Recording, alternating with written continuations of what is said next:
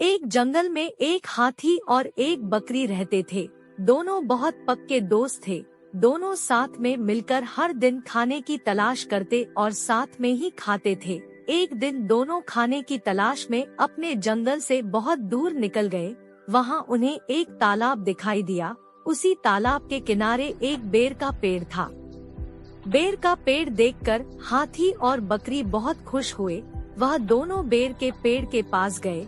फिर हाथी ने अपनी सूंड से बेर के पेड़ को जोर से हिलाया और जमीन पर ढेर सारे पके हुए बेर गिरने लगे। बकरी जल्दी जल्दी गिरे हुए बेरों को इकट्ठा करने लगी। संयोगवश उसी बेर के पेड़ पर एक चिड़िया का घोंसला भी था, जिसमें चिड़िया का एक बच्चा सो रहा था और चिड़िया दाने की खोज में कहीं गई हुई थी।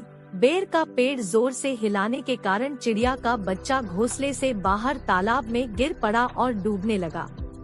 चिड़िया के बच्चे को डूबता हुआ देखकर उसे बचाने के लिए बकरी तालाब में कूद गई, लेकिन बकरी को तैरना नहीं आता था। इस वजह से वह भी तालाब में डूबने लगी। बकरी को डूबता हुआ देखकर हाथी भी तालाब में कूद गया और उसने चिड़िया के बच्चे और बकरी दोनों को डूबने से बचा लिया।